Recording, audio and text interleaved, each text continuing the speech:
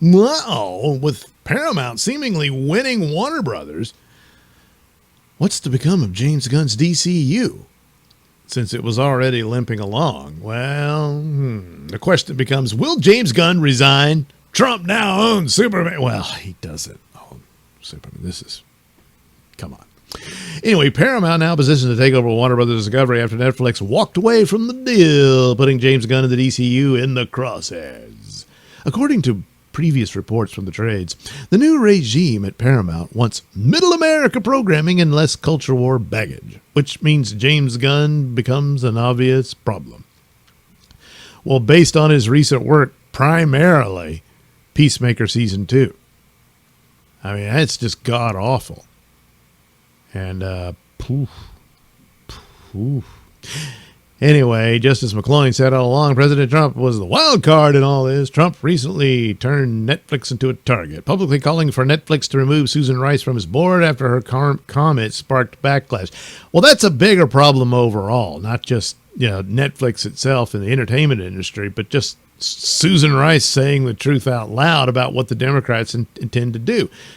They're going to go back to lawfare and ruin people's companies that they don't like. And they're big on choosing winners and all that.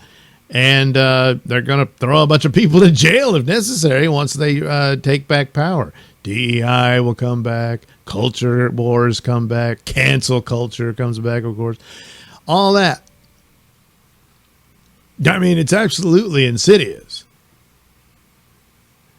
But yeah, in the middle of this, trying to seal the deal on this, as a member of the board, she comes in and dumps that crap on the floor. And so Sarandos goes to Washington. I don't know what he thought he could do, but it didn't work. And then after that, well, okay, we're leaving the deal. So, yeah, it was always going to be a bumpy ride, but this hype over it's all Trump. Trump obviously pissed off at what Susan Rice did, and he should be. Everybody should be. It's just like people like Susan Rice, they think they're aristocrats, and you're all pissants, and they'll do what you as they please. I mean, and her tenure has been nothing but scandal after scandal. She was terrible. And yet she gets rewarded with a seat on the board of directors of Netflix. Anyway, and she scuttled. She didn't derail the deal altogether because Paramount just has the better deal. But when it comes to the regulatory process, Netflix was going to have a tougher time. They're number 1 in streaming. They're buying the number 3 in streaming. It's like, how do you make an argument that competition is maintained when an even smaller streamer buys the number 3, like in the case of Paramount Plus buying HBO Max? It's not the same scenario. And Netflix, well, YouTube's bigger than we are. Well, YouTube is a different matter. It's just a different platform. For whatever reason, it wants to be Netflix, to hang out with the cool kids and movie stars and stuff, I guess. And, they're there anyway. But hey, if you want to do an real antitrust thing, what's the deal with Google, huh? That would be a real monopoly case to take on. But between the two, yeah, Netflix was going to have more trouble. They ultimately could still come and make the deal. Everybody was saying, well, it's going to take a long time, possibly 2 years, maybe more, and all that kind of stuff. And, that's the shareholders like, oh, man, But ultimately getting Warner Brothers in the end. But unfortunately for them, Paramount had the better deal. So going on about, Trump really changed everything here, that's not entirely accurate. Now, he weighs in on this, of course. But, yeah.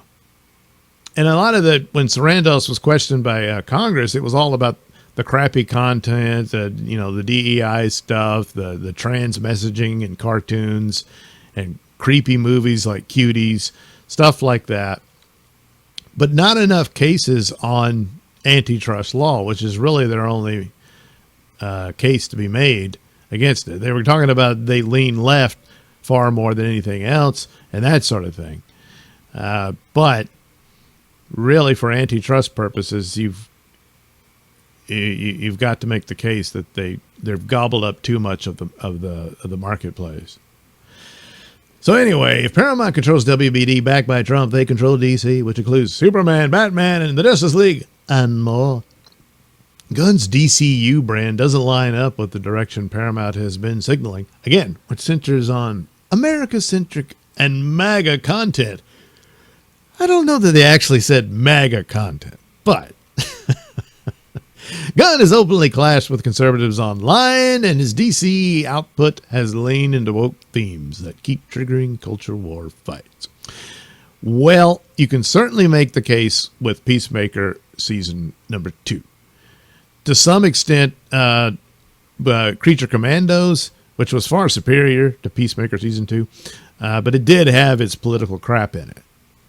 So there's that. For the Superman movie, vaguely there, it was just a sloppy movie. I mean, it was too cluttered and all. And it's a shame because I think David Cornsweet can make a good Superman, but he's never going to get the chance. Yeah. Now, I don't know how old this tweet is. In my years on social network, I have never spoken out politically, Gunn tweeted. But we're in a national crisis with an incompetent president forging a full-blown attack on facts and journalism in the style of Hitler and Putin. Yeah, no, he didn't. I don't recall him assassinating any journalists. I don't recall him putting them all in camps. Anyway, a new owner that wants broader middle-of-the-country appeal doesn't want DC to be a constant argument filled with lecturing. And fans sure don't want it. Yeah, this right here, this scene from Peacemaker number 2, where, they attack Christians and just America overall. Because, see, in the plot, they go to this alternate universe Earth, and it's a world where the Nazis won World War II. And so America's a Nazi country. But then the two characters of color get to talking. It's not much different than it is back home, right? Then one of them says, Jesus Christ. And the other one says, oh, they love him here. See, that's what they think of Christians. Yeah. And this is after the fully naked bisexual orgy with people walking around masturbating in the first episode as a follow-up to his Superman movie. It says, hey, this is a direct follow-up to Superman. Yeah. Anyway, back in 2018, Gunn's online history and politics became part of the public fight, and conservatives helped drive the pressure that ended with Disney firing him from Guardians of the Galaxy. Now, his tweets about creepy, and there was a lot of them. And then the thing of it was he was perfectly fine with cancel culture when it involved the likes of Roseanne Barr. When it was his turn, hey, what the hell? So, except he didn't really suffer cancellation as much as everyone else did. He immediately got a job at Warner Brothers to do Suicide Squad. Yeah. So, yeah, it doesn't really compare to other people. People on the right and conservatives are just people who just didn't hate Trump, I don't even know if most of them voted for him. They get canceled. And they're done. Yeah. They really didn't get the Gunn treatment. He got it a lot easier than others. So his attacks on Trump and overall tone of his persona were part of why he became a light. I haven't really heard him do much about it lately. But the product's what ultimately matters. And that crap he put in there. Holy crap. So stupid. If that happened at Disney, it can happen again at DC if Paramount wants fewer headaches. Let's also point out that on the release day of Gunn's Superman, the White House posted that Trump as Superman meme using truth, justice, in the American way. And, of course, Gunn's official tagline with truth, justice, and the human way. Yeah. Yeah. Although it is interesting, he did turn Jimmy Olsen back from being black to being a white guy. And a ginger. Weird, huh? I guess they were going to get around to have him come out of the closet. Maybe. I don't know. Maybe they'll do that in Man of Tomorrow. Before it's all over. Anyway, will Gunn resign? Maybe. I don't know. If Paramount finalizes control, Gunn has two paths. He can resign and frame it as his choice. Or he can stay and wait for the new leadership to decide that DC needs a reset. The second option usually ends messier. Who's the best Star Wars bounty hunter? I don't care anymore. Sorry. Yeah. Sad. I wish it weren't like that, but it is. So anyway, oh no. What are you going to do about DCU? Well, apparently they're talking about it on Reddit or something like that. Now, look. I mean, you always pick the goofy pictures. Come on. Does he have a piercing? How can Superman have a piercing in his... well, maybe it's got kryptonite, but that would make him sick. Anyway, DC fans think James Gunn's DCU is dead. We're cooked. So they're not happy about Paramount because they think the Ellisons are MAGA fascists or some crap, probably. I don't know. So there you go. They're all, weeping and gnashing their teeth. So user SDL Rob has one of the most blunt comments. How will it impact? It ends it. They're not going to let Gunn continue without meddling the heck out of what he creates. And the first chance they get, they'll sack him. And the replies immediately go to Gunn leaving first, just as we were speculating. If Gunn doesn't tell them to fuck off first.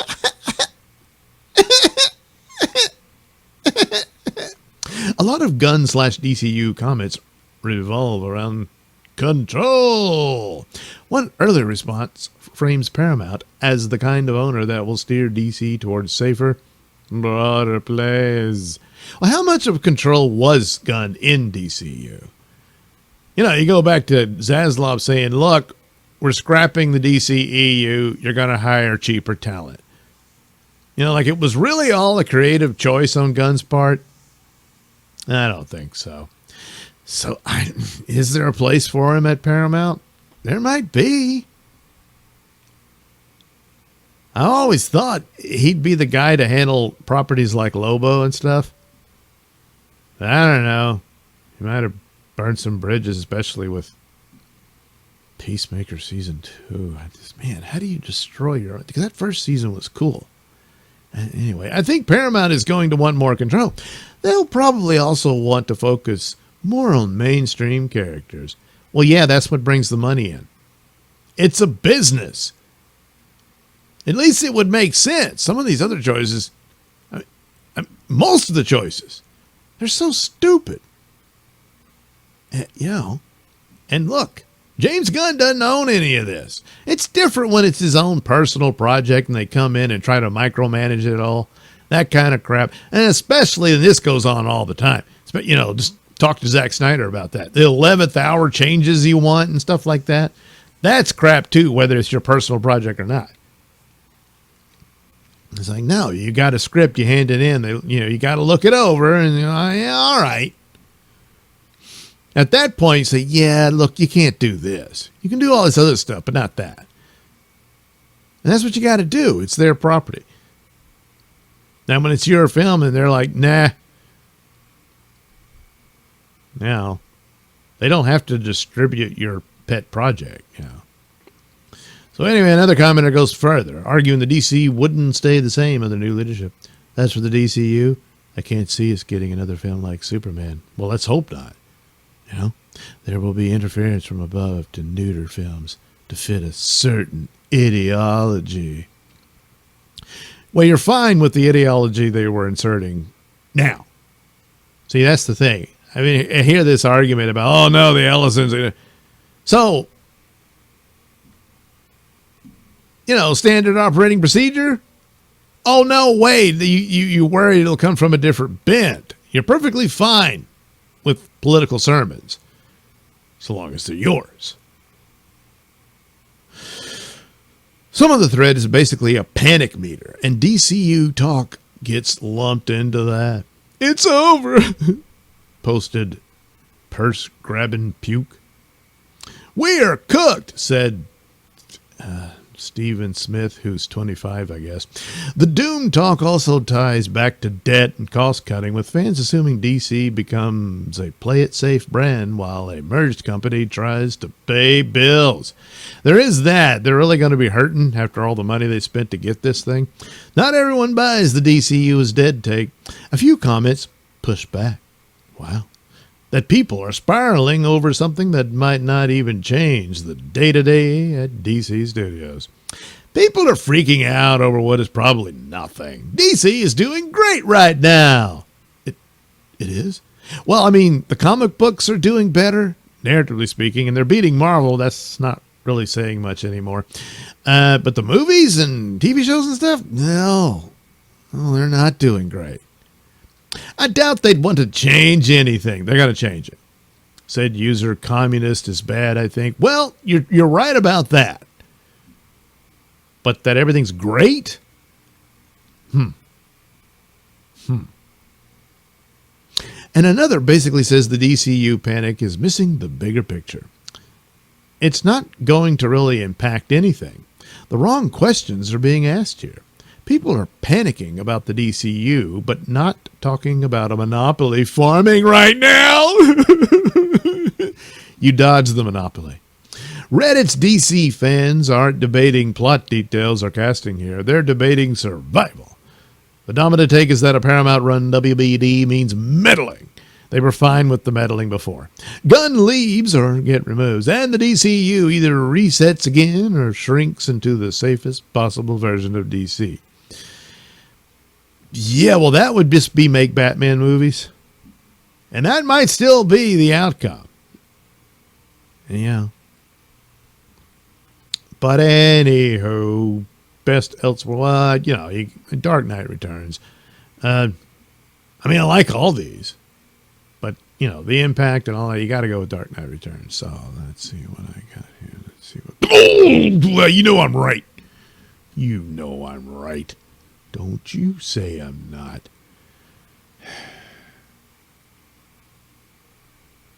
I guess it would be more in the middle if it was actually a tongue piercing. So, spit, I guess? I don't know. Anyway, sorry, Dave, but I guess... Well, you got one more movie coming, and I think he probably has a cameo in the Supergirl movie. So there's that. Yeah, it's all sad, but I mean, damn, Gunn, what the hell? And there again, I don't know, did they tell him, look, we want you to introduce the shared universe in the first movie, that kind of thing? So he basically has his own Justice League in it and all that. Yeah, that was a bad move. And that makes it cost more than you were supposed to be saving money. I don't know what the hell they were doing, but yeah, he messed up.